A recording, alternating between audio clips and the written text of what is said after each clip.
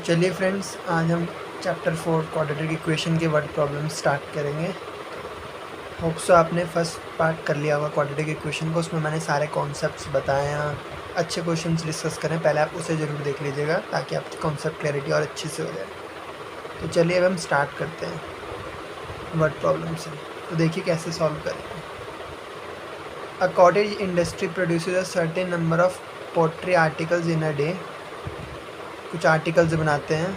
It was observed on a particular day that the cost of each article was 3 more than twice the number of articles। तो कुछ condition दे रखी है। If the total cost of production, total cost दे रखी है 90, तो हमें क्या निकालना है, नंबर ऑफ आर्टिकल प्रोड्यूस्ड और कॉस्ट निकालनी है। तो हमेशा ना पहले ये देखा करिए कि आपको फाइंड आउट क्या करना है। मुझे फाइंड आउट क्या करना है, नंबर ऑफ आर्टिकल और टोटल कॉस्ट। पहले मैं ये फाइंड आउट कर लूँ तो हम इनके अराउंड इक्वेशन बिल्ड करेंगे। क्वेश्चन बड़ा है, देख के डरना नहीं है। पहले आप पढ़ लेंगे कि आइडिया ले लेंगे किस बारे में, फिर आप देखेंगे फाइंड आउट क्या करना, उसके अकॉर्डिंग हम लेट करेंगे। देखिए कैसे करते हैं। लेट कर लेता हूँ मैं, let the number of articles be X. मैंने क्या कर दिया, नंबर ऑफ आर्टिकल्स को एक्स लेट कर लिया, ठीक है। और क्या निकालना है, कॉस्ट निकालनी है। तो टोटल कॉस्ट क्या होगी, टोटल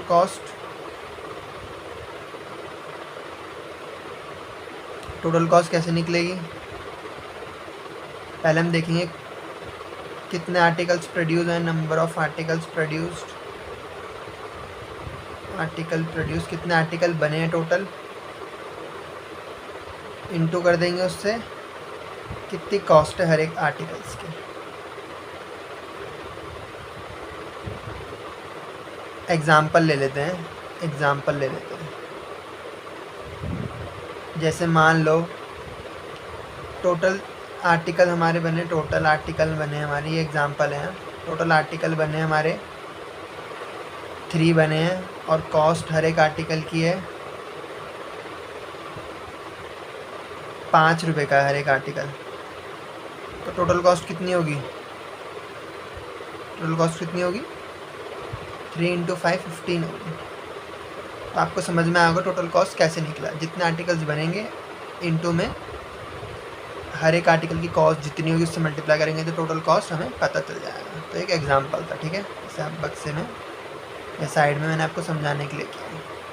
अब हमें पता है नंबर ऑफ आर्टिकल्स कितने हैं, एक्स है, और कॉस्ट ऑफ ईच आर्टिकल हमें निकालना पड़ेगा। उससे रिलेटेड हमें इन्फॉर्मेशन दे रखी है। देखिए क्या दिया है, cost of each article was 3 more than twice the number of articles। तो देखिए कैसे करेंगे इसको।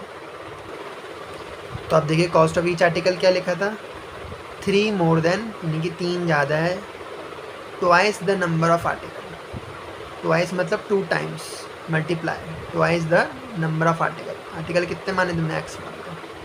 तो कितने हो गए cost of each article, 2x + 3। Hope आपको समझ में आया। वर्ड प्रॉब्लम में जाएंगे, हम देखेंगे। देखिए आपको दिखा देता हूँ, लिखा है 3 more than यानी कि 3 ऐड करेंगे, twice मतलब 2 times, 2 को इससे मल्टीप्लाई करेंगे, नंबर ऑफ आर्टिकल्स क्या माने थे मैंने, एक्स माने थे। तो इसीलिए आया हमारा। ओके, होप आपको समझ में आया। तो अब हम टोटल कॉस्ट में डाल देंगे। टोटल कॉस्ट कितनी होगी, नंबर ऑफ आर्टिकल प्रोड्यूस, मैंने पीछे लिखवाया था आपको, आर्टिकल प्रोड्यूस इनटू में कॉस्ट ऑफ ईच आर्टिकल।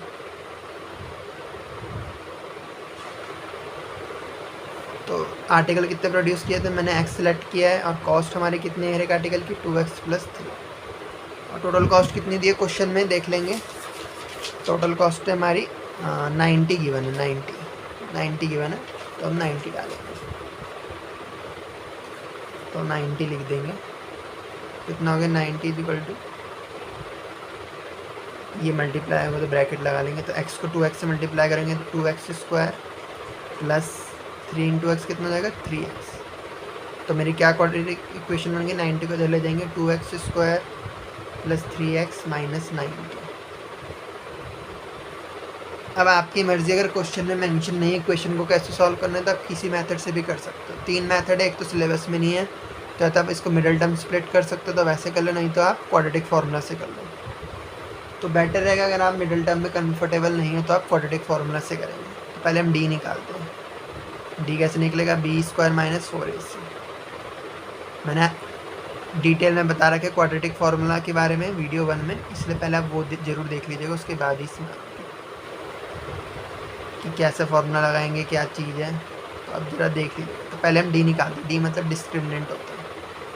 तो बी क्या है, इसे हम कंपेयर कर लेंगे। तो यहाँ पे ए क्या आएगा, 2 आएगा, बी क्या आएगा 3, सी क्या आएगा -90। मैंने कंपेयर कर लिया ax² + bx + c से। तो अब हम इसमें डाल देंगे बी ए 3 का स्क्वायर -4, ए कितना है 2 और सी कितना -90, 3 का स्क्वायर 9 माइनस प्लस 4 2 8 9 72, 729 हो गया। तो अब हम डालेंगे x क्या होता है, -b प्लस माइनस, अब d ग्रेटर देन 0 है तो फिर हम चेक करते हैं कि d ग्रेटर देन 0 है, इक्वल टू है, लेस देन 0 है। ग्रेटर देन 0 होगा तो x की 2 वैल्यू आती है, इक्वल टू 0 होता है तो 1 वैल्यू आती है, और नेगेटिव होता है तो सॉल्व भी नहीं होगा आगे, फिर हम रुक जाएंगे। लेकिन इसमें ग्रेटर देन 0 है, और ऑब्वियस सी बात है कोई ना कोई cost number of article produce तो होंगे, इसलिए हमारा d ग्रेटर देन 0 आना चाहिए। तो 2 डिस्टिंक्ट रूट होता है जब भी आता है ग्रेटर देन 0। डिटेल में मैंने वीडियो 1 में बता रखा है, वो भी देख सकते हैं। 2 डिस्टिंक्ट रूट फॉर्मूला लगा देंगे, -b प्लस माइनस √d/2 होता है फॉर्मूला।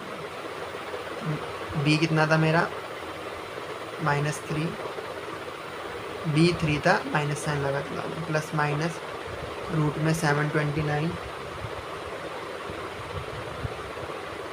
अपॉन में 2, और a कितना है मेरा 2 ही है।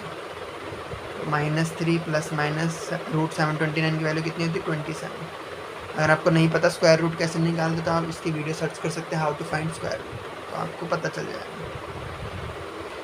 22 4, तो हम 2 तरीके से देखेंगे, 2 वैल्यू आएंगे कि एक बार प्लस में लेंगे और एक बार माइनस में लेंगे। एक वैल्यू ऐसे निकलेगी, प्लस में लूँगा 27 और एक बार माइनस में लूँगा, ठीक है। तो ये आ गया 27 में से 3 गया 24/4, यानी कि 6 आ गया। ये कितना आ जाएगा -30/4। ये रिजेक्टेड, ये वैल्यू हम नहीं लेंगे x की। क्यों नहीं लेंगे, क्योंकि number of articles produce can never be negative. Number of article can never be negative,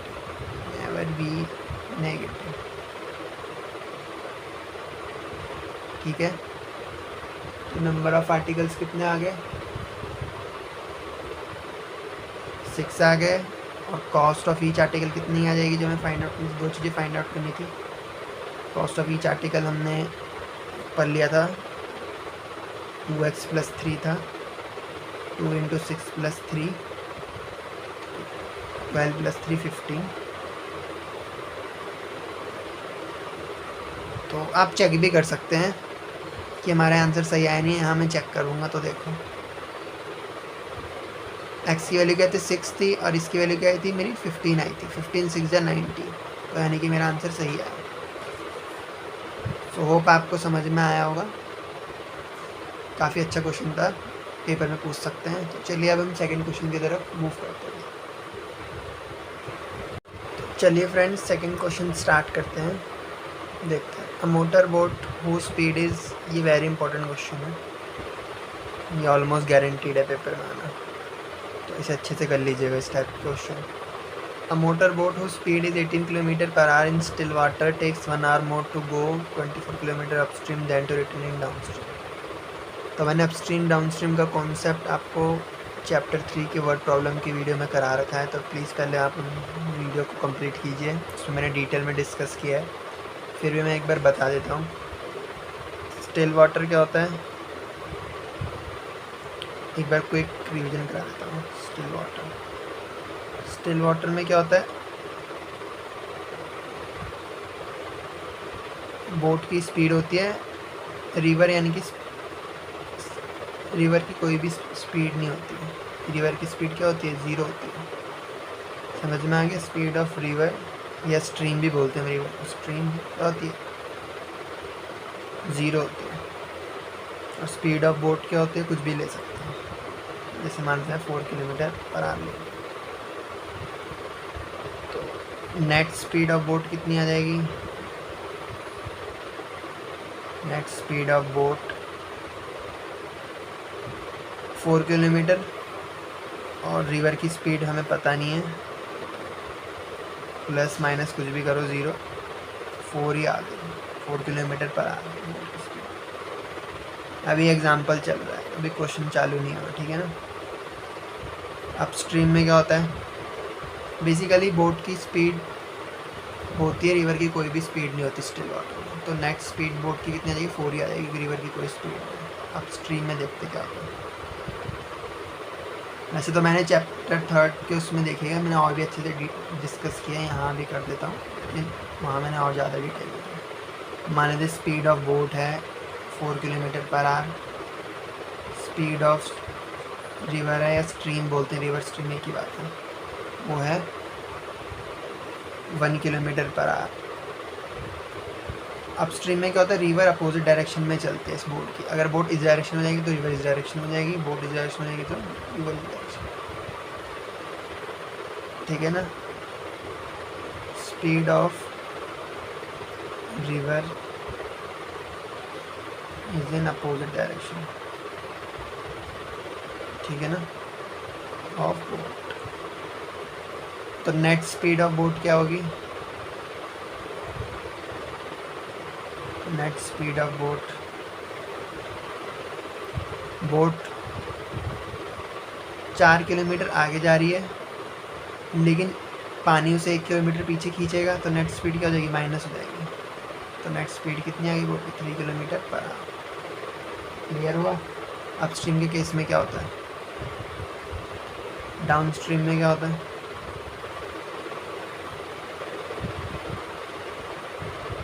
down stream में क्या होता है, रिवर की स्पीड और बोट की स्पीड सेम डायरेक्शन में होती है। तो मान लेते हैं बोट की स्पीड 4 है, रिवर की स्पीड 1 है, तो लिख लो speed of river is in same direction, same direction. तो नेट स्पीड क्या हो जाएगी,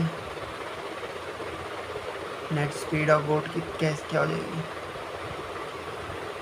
4 किलोमीटर ये जोड़ दूंगा और 1 किलोमीटर रिवर भी आगे ले जा रही है उससे 1 किलोमीटर पर आवर की स्पीड से, तो कितनी हो जाएगी net speed, 5 kilometre per our. समझ में आ गया।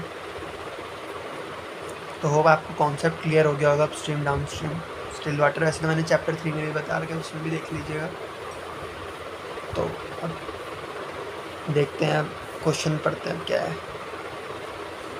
क्वेश्चन में बोल रहा है अ boat who speed 18 kilometre per our in still water, यानी कि नॉर्मल बोट की स्पीड स्टिल वाटर, यानी कि स्टिल वाटर में तो कोई स्पीड नहीं होती रिवर की, तो नेट स्पीड भी क्या है बोट की 18, ठीक है।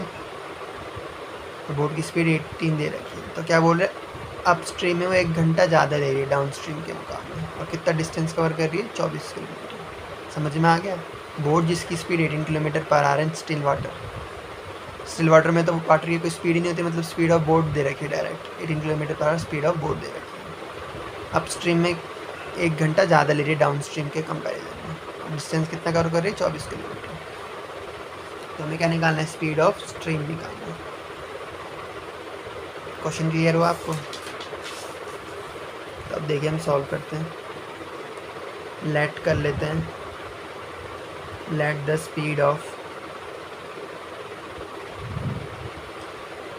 स्ट्रीम या रिवर एक ही बात है, रिवर भी x किलोमीटर, अच्छा रिवर हमेशा स्पीड किलोमीटर पर आवर में होती है, तो यूनिट ढंग से लिखिएगा।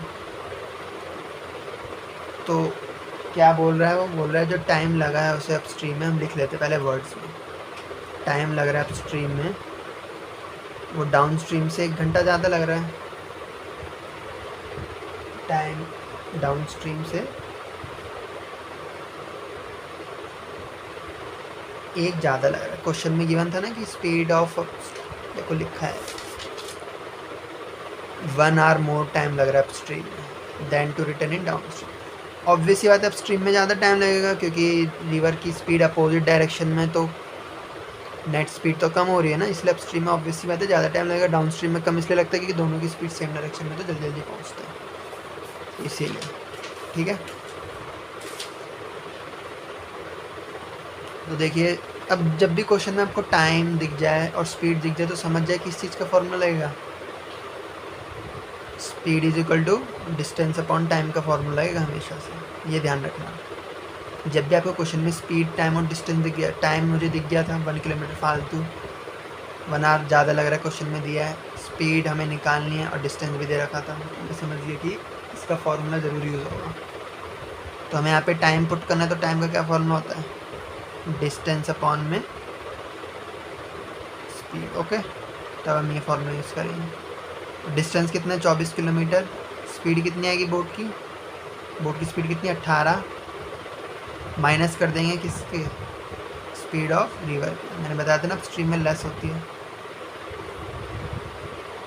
ये फॉर्मूला है, हम इसे बॉक्स में क्लोज करते हैं, हम इस इक्वेशन में डालेंगे is equal to downstream में क्या होगी, स्पीड ऐड हो जाएगी रिवर की स्पीड के साथ प्लस में।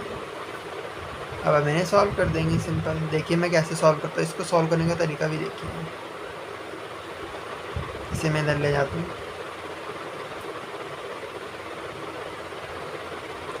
अब बहुत लोग होंगे कि अब एलसीएम ले लेंगे, इसको इससे मल्टीप्लाई करेंगे, इसको बहुत लंबा हो जाएगा, 24 को 18 से मल्टीप्लाई करेंगे, बहुत बड़ा नंबर आ रहा है। तो मैं क्या करता, 24 दोनों में, तो 24 क्या कर दूंगा, मैं कॉमन ले लूँगा ताकि कैलकुलेशन छोटी हो जाए। तो मैंने 24 कॉमन लेफ्ट किया, बचा 1/18 minus x minus 1/18 plus x. ठीक है,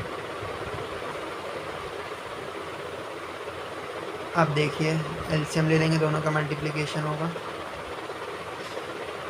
अब बहुत सिंपल हो जाएगा, इसको मैं 1 से मल्टीप्लाई करूँगा तो कितना जाएगा 18 प्लस एक्स, माइनस का साइन है, इसको इससे करूँगा तो 18 माइनस एक्स है। ब्रैकेट का ज़रूर ध्यान रखेंगे, माइनस साइन लगा इधर, ब्रैकेट की इंपॉर्टेंस बहुत है, नहीं तो कैलकुलेशन एरर हो जाएगी। 24 18 प्लस एक्स, ब्रैकेट खुलेगा माइनस हो जाएगा और ये माइनस माइनस प्लस हो जाएगा। नीचे ए माइनस बी, ए प्लस बी की आइडेंटिटी लगेगी, क्या होती है ए स्क्वायर माइनस बी स्क्वायर। ठीक है, 1/20।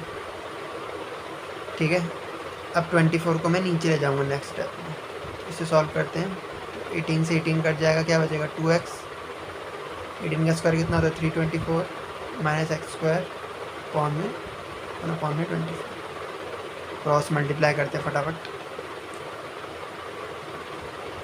तो क्रॉस मल्टीप्लाई करके ये आ चुका है, तो कितना है 48x बराबर 324 माइनस एक्स स्क्वायर एक्स।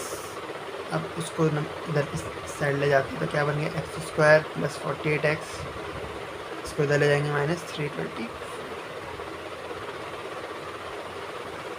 अब आप इसे फैक्टराइज भी कर सकते हैं, क्वाड्रेटिक फार्मूला से भी कर सकते हैं, आपकी मर्जी है। अगर आप मिडिल टर्म स्प्लिट कर पा रहे हैं तो सही है, वरना मैं रिकमेंड करूँगा आप क्वाड्रेटिक से कीजिए। क्वाड्रेटिक में क्या प्रॉब्लम है, स्क्वायर रूट की दिक्कत आ सकती है, उसका आप ध्यान रखिएगा। तो मैं इसे किससे करूँ, फैक्टराइज से करूँ, क्वाड्रेटिक से करूँ,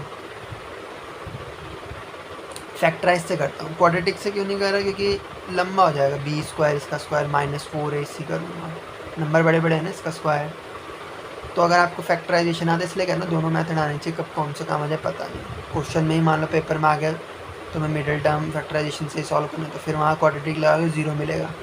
क्वेश्चन में अगर मेंशन नहीं है तो तुम्हारी मर्जी चलेगी, नहीं तो तुम्हें उसी के अकॉर्डिंग करना होगा। अब मैं सिर्फ मिडिल टर्म स्प्लिट से करूँगा क्योंकि नंबर बड़े बड़े हैं यहाँ पर। तो on comparing with ax square plus B X plus C कितना हो जाएगा, ये 1b 48c माइनस 324। मैंने आपको मिडिल टर्म बताया, मैं सिर्फ फैक्टराइजेशन मेथड से कर रहा हूँ, फैक्टराइजेशन से कर रहा हूँ। तो मैंने बताया था a इंटू सी करते हैं तो -324 आया, तब 324 के फैक्टर्स देख लेते क्या क्या होंगे। तो एक तो 1 × 324 होंगे। अच्छा देखो, नंबर बड़ा है तो हो सके जितना क्लोज नंबर ले जाओ उतना अच्छा है। देखो नंबर दूर दूर है तो 48 तो इनका सम या डिफरेंस करके आएगा नहीं। हमें क्या चाहिए, ऐसे नंबर जिनका प्रोडक्ट 324 और जिनको सम या सब्ट्रैक्ट करे तो 48 है। ये रूल होता है फैक्टराइजेशन का। तो अब देखते हैं, तो इससे तो नहीं बनेगा, 2 से भी, 3 से भी नहीं बनेगा। बड़ा नंबर सोचते हैं कुछ। 18 देखो 18 नंबर बड़े होते जा रहे, 36 हो रहा है। तब आगे सोचते हैं कि 18 प्लस हो रहा है। ये नहीं हो रहा तो क्वाड्रेटिक से भी कर सकते, उससे बड़ा आ रहा था इसलिए मैंने इससे कर दिया। दोनों मेथड आनी चाहिए, बार बार कर। तो अब और टेबल में देखते हैं 19 में जाता है ये। 19 में नहीं जाएगा, डिवाइड करके चेक कर लेना। 20 में नहीं जाएगा, 21, 22, 22 × 16 नहीं, 22 में भी नहीं जाएगा। 22 × 26 कितना होता है, इसमें भी नहीं जाएगा। तो देखिए, अगर आपको प्रॉब्लम हो रही है तो क्वाड्रेटिक से भी कर सकते हैं, ऐसी कोई दिक्कत नहीं है। तो आगे चलते हैं। 3 की टेबल में भी देख सकता है। 3 की टेबल में कितनी बार आता है, 3 में नहीं आता, 4 में जाता है। 4 × 18 से आगे तो जानेगा, तो छोटे नंबर से ही चालू करता हूँ। 4 × 81, 5 में ज़्यादा नहीं, 6 × 54 दिख गया नंबर। छोटे से ही चालू कीजिए, दिख गया नंबर। मैं इसका डिफरेंस ले सकता हूँ, आ सकते ना 48। तो मैं क्या करूँगा, अब एक आप क्वाड्रेटिक से करते हैं आपको टाइम लग जाता, अगर आपकी कैलकुलेशन अच्छी है तो आप इससे भी कर सकते हैं। तो अब हम करेंगे x²। अब दिक्कत की बात यह है कि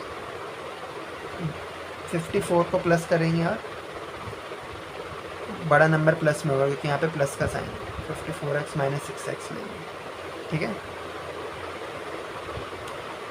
ना कि -54 + 6, क्योंकि फिर -48 आ जाएगा। तो बड़ा वाला नंबर पॉजिटिव है, इनका मल्टीप्लिकेशन ही आ रहा है, तो हमने सही फैक्टराइज किया। तो कॉमन ले लेंगे, कितना आ जाएगा, x + 54। यहाँ भी सेम आना चाहिए, x + 54 - 6, x - 6 + 54 = 0। तो x की वैल्यू 6 आएगी, x की वैल्यू -54। तो ये तो रिजेक्ट हो गया। रीज़न भी लिखेंगे, speed of stream can never be negative. Speed of stream can never be negative, ठीक है। सीधा आंसर क्या होगा, 6 होगा आंसर। अब बच्चों को ना थोड़ा कन्फ्यूजन होता है कि चैप्टर 3 में भी अपस्ट्रीम डाउनस्ट्रीम का क्वेश्चन था, चैप्टर 4 में भी आ गया, तो हम पहचानेंगे कैसे। देखो, जब चैप्टर 3 में करते तो हमें दोनों की स्पीड नहीं गिवन थी, बोट की स्पीड भी नहीं गिवन थी, रिवर की भी नहीं थी और बोट की भी नहीं थी। लेकिन क्वाड्रेटिक में हमें एक की स्पीड गिवन हो गया, तो बोट की स्पीड गिवन हो गया, तो स्ट्रीम की स्पीड गिवन हो गई, तभी तो एक वेरिएबल में आ गया, नहीं तो 2 वेरिएबल में नहीं जाता। तो कुछ बच्चों का डाउट हो सकता है कि कन्फ्यूजन हो जाती है कि लीनियर वाले चैप्टर से क्वाड्रेटिक से। अगर दोनों की स्पीड नहीं पता तो लीनियर से, एक की नहीं पता तो क्वाड्रेटिक से, ठीक है। होप आपको समझ में आया। चलिए क्वेश्चन नंबर 3 पे मूव करते हैं। तो चलिए फ्रेंड्स, क्वेश्चन नंबर 3 स्टार्ट करते हैं। In a flight of 600 kilometre, 600 kilometre की फ़्लाइट है, एयरक्राफ्ट वाज स्लोड, उसकी स्पीड कम हो गई क्योंकि बैड वेदर था। उससे क्या हुई, स्पीड कम कितने से हो गई, 200 किलोमीटर/आवर से कम हो गई। तो उसे टाइम कितना लगेगा, 30 मिनट्स फालतू लग रहा है। जैसी उसकी स्पीड कम हुई 200 किलोमीटर/आवर से, तो उसको 30 मिनट्स का टाइम एक्स्ट्रा लग रहा है। तो find the original duration of the flight. तो ना ओरिजिनल टाइम कितना लगता है फ्लाइट का वो बता रहे हैं। स्पीड कम होने से उसे 30 मिनट्स फालतू लग रहा है। ये क्वेश्चन भी काफ़ी इंपॉर्टेंट है, आपके हाफ ईयरली में पूछा जा सकता है। तो देखिए, मैंने आपको बताया था कि लास्ट में जो पूछा जाता है उसे लेट करके उसके अकॉर्डिंग क्वेश्चन देखते हैं। तो लेट कर लेंगे, let the original duration of the flight be x hours. ठीक है, अब नाउ अकॉर्डिंग टू क्वेश्चन, यहाँ में किस चीज़ का डाटा दिया था, स्पीड का। तो स्पीड का क्या फॉर्मूला होता है, डिस्टेंस अपॉन में टाइम, इसका हम यूज़ करेंगे। तो बोला जब उसको ओरिजिनल कितनी स्पीड थी उसकी तब,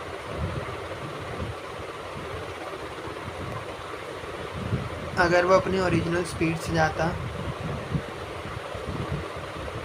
तो कितना किलोमीटर ट्रैवल करता, 600, इतना टाइम लगता उसे, x आवर्स लगता है ओरिजिनल। लेकिन क्या हुआ, उसको कितना टाइम फालतू लग रहा है, 30 मिनट्स फालतू लग रहा है।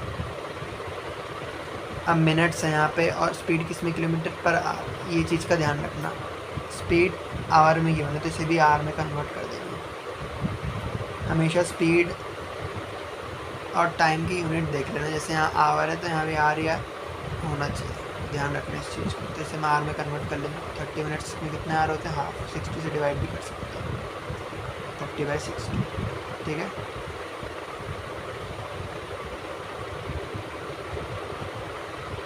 उसकी स्पीड कितने से कम हुई थी, 200 से। तो मैं 200 ऐड कर दूंगा तो स्पीड नॉर्मल हो जाएगी। समझ में आ गया क्या इक्वेशन बनाई मैंने, क्या बनाया, उसकी नॉर्मल स्पीड इतनी होती, नॉर्मल स्पीड कितनी होती, डिस्टेंस अपॉन में टाइम लेके किया, डिस्टेंस 600 और x था ओरिजिनल, लेकिन उसे 30 मिनट फालतू लग गए। क्यों, क्योंकि उसकी स्पीड 200 से कम है। तो अगर 200 ऐड कर देंगे तो हमें नॉर्मल स्पीड मिल जाएगी ना। समझ में आ गया, फिर से बताते हैं एक बार। अगर मैं उसकी स्पीड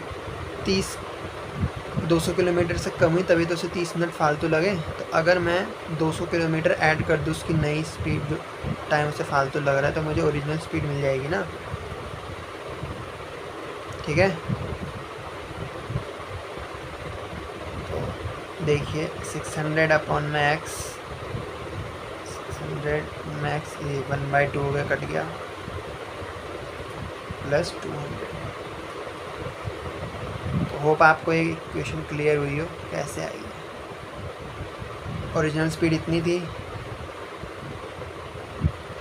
और स्पीड में कितना बदलाव हुआ, 200 से कम हुई। तो अगर मैं 200 ऐड कर दूँ इसमें नई स्पीड में, तो मुझे पुरानी स्पीड मिल जाएगी ना। तो वही किया मैंने, समझ में आ गया। यहाँ पे टाइम कितना लगा, 30 मिनट्स एक्स्ट्रा लगे, तो मैंने इसलिए ऐड कर दिया, हाफ ऐड किया। ओके, तो अब मैं इसको इधर ले जाऊँगा।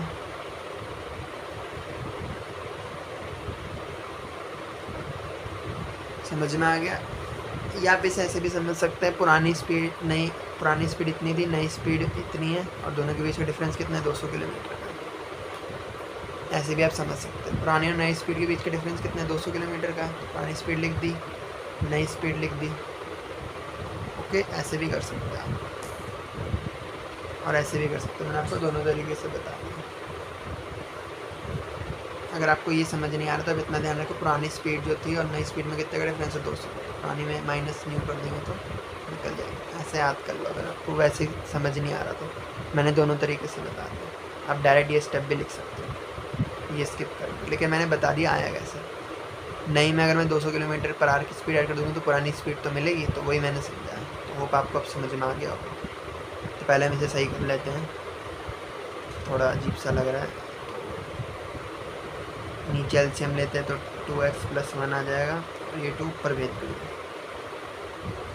ठीक है, 600 अपॉन x, 1200 अपॉन में 2x प्लस। तो मैंने बताया था कॉमन ले लिया करो अगर कुछ कॉमन आ रहा, नहीं तो बहुत बड़ी इक्वेशन भी है। तो 600 यहाँ से भी कॉमन ले सकता हूँ, क्योंकि 600 × 2 आ रहा था। तो मैं क्या कर दूँगा, 600 कॉमन ले लूँगा। अब क्या बचा, 1/x माइनस 2 अपॉन में 2x + 1। ये कॉमन है ना, बहुत ज़्यादा ज़रूरी नहीं तो आप फंस जाओगे, बहुत टाइम लग जाएगा, और क्या पता ना भी हो, इसलिए क्या है। ठीक है, अब सिंपल हो गया।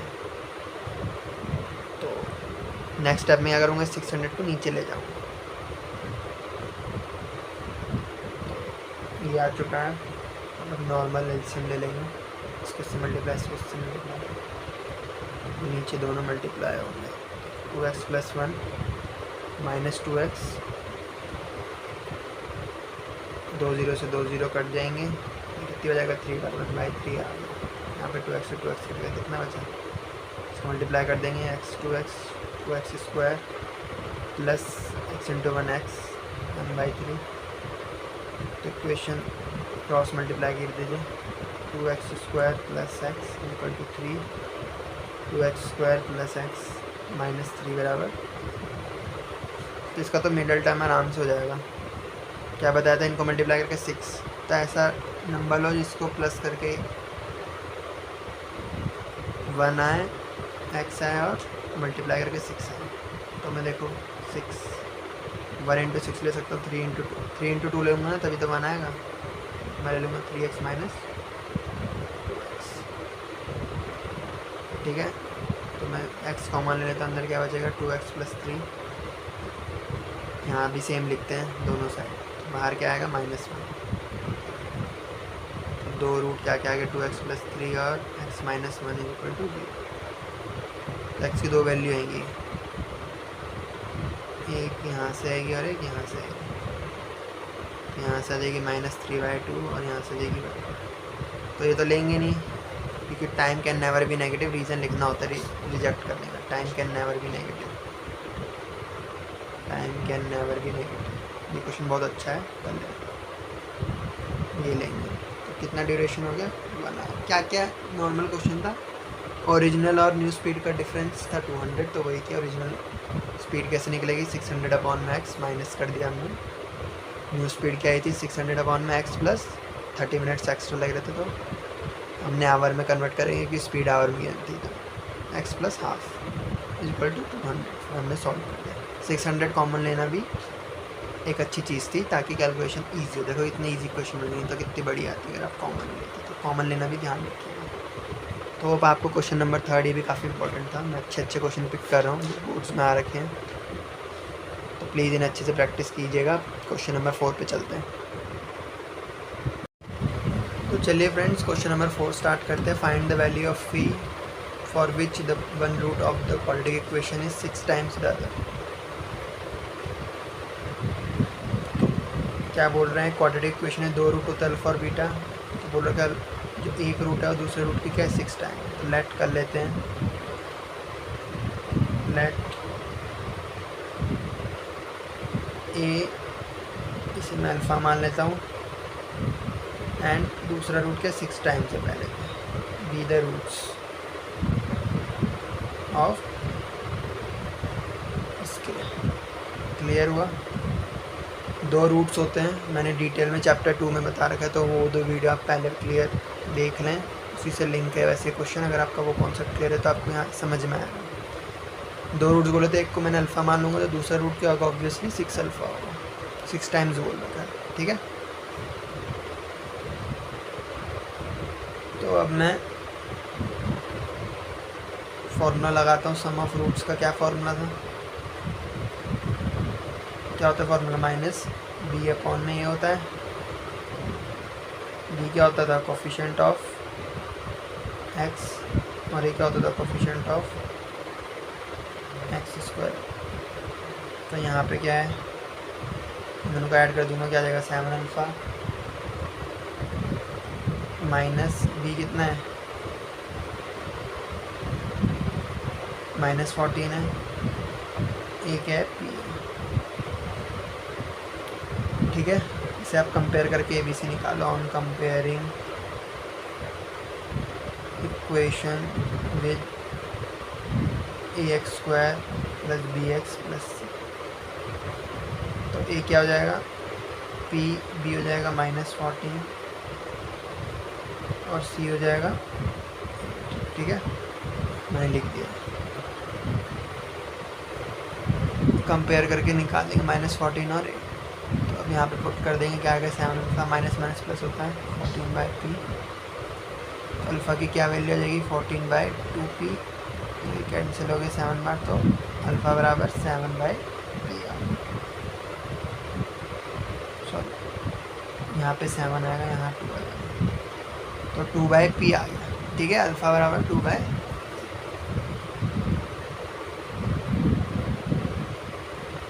तो होप आपको समझ में आ गया होगा मैंने अल्फ़ा की वैल्यू कैसे निकली। हमने सम ऑफ रूट्स का फॉर्मूला का माइनस बी अपॉन ए होता है, हमने सेकंड चैप्टर में डिटेल में पढ़ रखा है। अगर आपको डिटेल में जानना है तो आप सेकंड चैप्टर की दोनों वीडियोस देखिए। तभी मैं कह रहा हूँ कि लिंक वाइज आइए, ऐसे आप रैंडमली कोई भी चैप्टर मत उठाइए, 1 से चालू कीजिए, धीरे धीरे आप पहुँच जाएंगे। अगर आप लिंक पे करते हैं तो ज़्यादा अच्छे क्लियर होगा, लिंक वाइज चलिए। तो ठीक है, अब 2 फॉर्मूले होते हैं रूट से रिलेटेड, सम लगा दिए, तो दूसरा फॉर्मूला क्या होता है, प्रोडक्ट का होता है।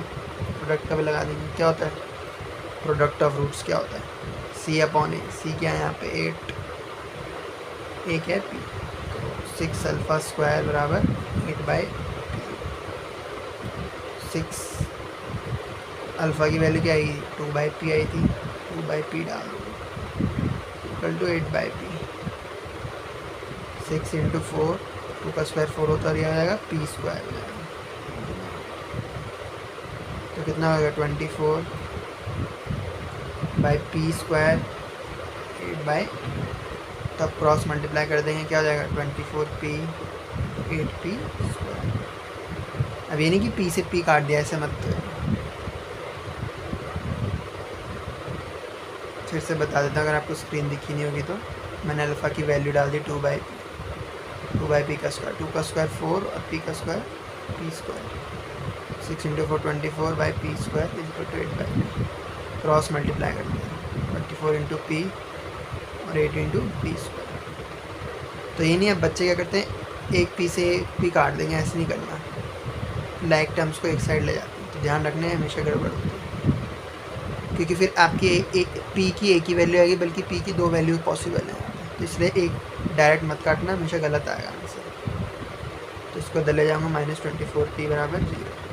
तो मैं 8p कॉमन ले लेता हूँ, अंदर क्या हो जाएगा p - 3। तो p की 2 वैल्यू आएंगी, क्या क्या आएंगी,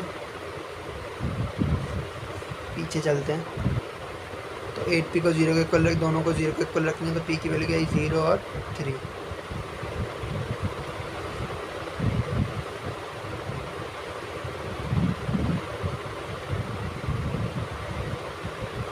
अब 0 तो हो नहीं सकता, क्योंकि क्वाड्रेटिक इक्वेशन नहीं बनेगी, 0 हो जाएगा, तो इसीलिए 3 आंसर होगा।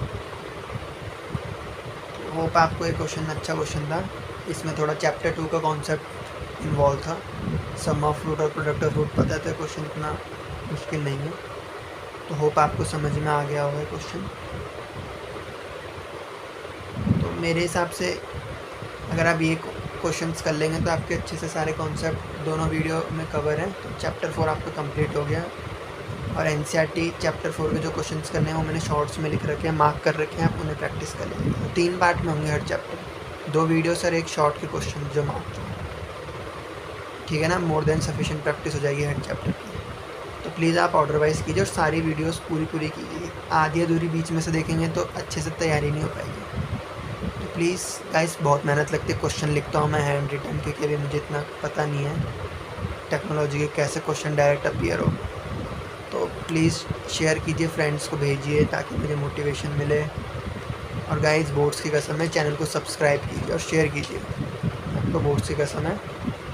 इतनी मेहनत के बाद भी मुझे रिज़ल्ट दिखना चाहिए, अगर शेयर करोगे तभी मुझे भी मोटिवेशन मिलेगा। ऑब्वियस सी बात है, कोई बंदा इतनी मेहनत कर रहा है, तो आपका काम बस इतना ही तो है कि वीडियो पूरी देखो, आपका ही फ़ायदा हो रहा है, और शेयर करो फ्रेंड्स को। तो होप आपको समझ में आएगा। तो please guys, like share and subscribe my channel. मिलते हैं चैप्टर नंबर 5 पे, चैप्टर 4 भी कंप्लीट हो गया।